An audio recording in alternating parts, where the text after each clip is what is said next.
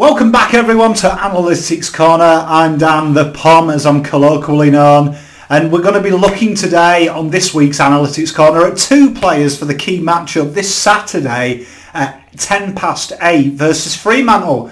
Now this game has kind of become a must-win game, which is kind of weird saying that as a Carlton fan. It doesn't strike me as normal. I'm not quite used to being in the position where we do have a team now that is capable of winning just about every game.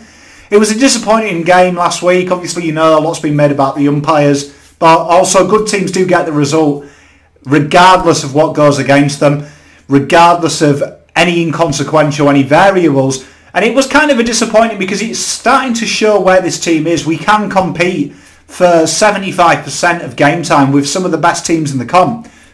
West Coast have blown away sides at the Optus this year and looked really comfortable. And for much of the game, we looked like we were indestructible almost. 212 was one of our pressure ratings at the end of the first quarter, which is one of the highest pressure ratings in the AFL this year. And it just shows you what we are capable of against a really accomplished outfit. They say there's no easy games in elite sport, and this week is no different. So let's take a look at two key players that I've picked out, and one of them's a little bit of a surprise for you.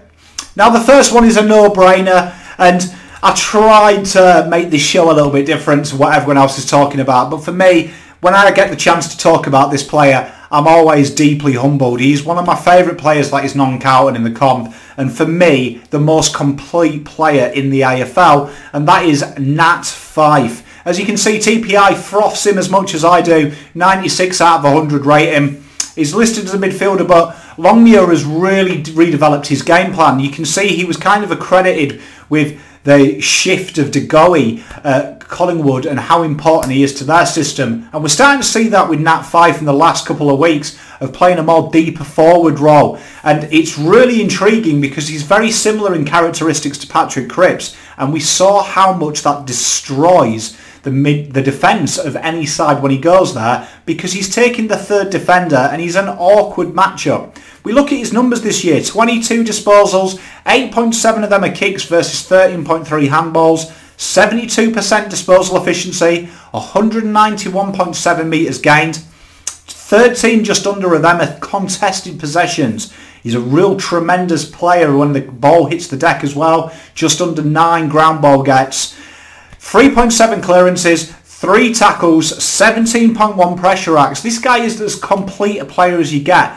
Apart from, you know, the goal kicking, which is one of the things that people talk about, there isn't really many weaknesses in this guy's arsenal. When he goes up forward, he really does cause chaos. He looks to bring the ball to ground. He's got that Cripper-like aura as well about him, that he just draws players to him. We saw that when Cripper went forward against West Coast, he drew defenders to him, which creates space for their very talented smalls that are really popping up there. Your Schultzes, your Crowdens, your Taberners, them players are starting to find space. And then when you throw Walters is coming back into this, it's really going to help Fremantle out when he goes forward, because it's hard not to be drawn to him. He's going to be a player that you're going to have to stop wherever he's on the ground. If he's in the midfield, you're going to have to really be looking to put some pressure on him, put some body on him. And when he goes up forward, you're going to be really looking at players like Lockie Plowman to pick up this guy. Even Jacob Weary may see to shift, because they've got Taberner, remember, as well.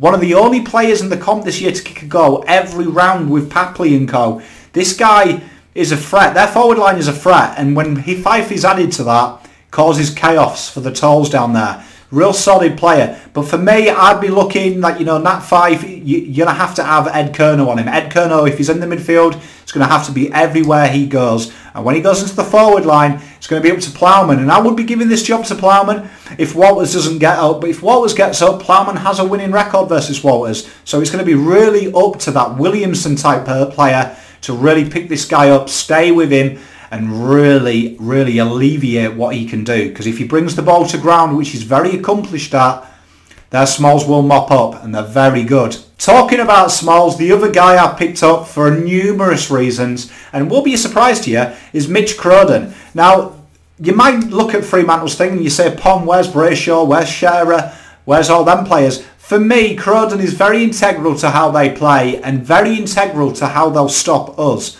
In the last couple of weeks, we've seen pressure forwards being utilised on Sam Docherty.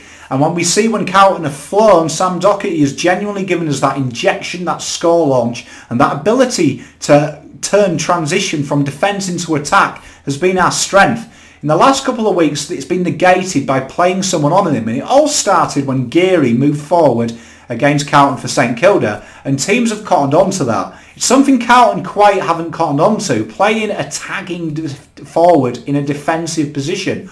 All the teams do it. Now, Crowden last week had 11 tackles. He spent a lot of time on James Worpel in the second quarter. They moved him into the midfield, but in the first half, they played him on Sicily, and Sicily was kind of anonymous for most of that half. And this is why this guy is pure pressure acts. We look at it, 11 touches, 7 of them kicks, 4.3 handballs, 64% disposal efficiency, 174 metres gained, which is really good for someone who's playing in the forward half. 2.3 score involvements, just under 17 pressure acts. Now, Fyfe is on 17, this guy's on 16.7. That is huge, that is huge. You're talking that's an elite. 5 tackles a game, 1 goal assist, and just under a goal himself. This guy is dangerous, and he will do a job on Doc.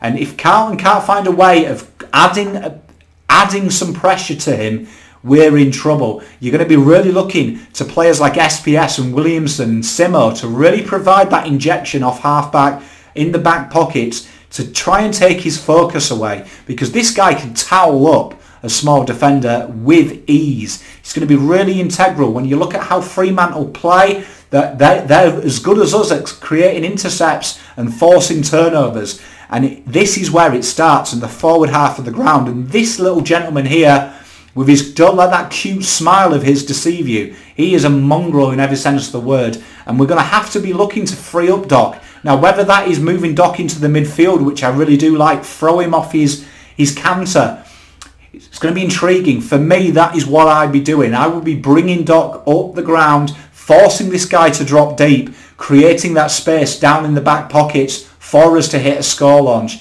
This guy is solid in every sense of the words, and it's an honour for him that I've ignored Brayshaw and co, because there is so many threats in that midfield. But for me, part of their dynamic, part of their strong kicking and efficiency game comes from their ability to turn over and then re-enter 50, and he's going to be a huge part of it. They're the two that I've picked out. Please let me know in the comments who you're worried about. I know there's a Brayshaw, there's Chera, Darcy's starting to play well. You've got Taberner, you've got Ryan, who's probably all Australian for me down back. Very good side, Fremantle. It's going to be a tough task for the boys. I think they can get the job done. I'm tipping Carlton by 11. Let me know what you guys and girls think in the comments. Till next time, Pom out.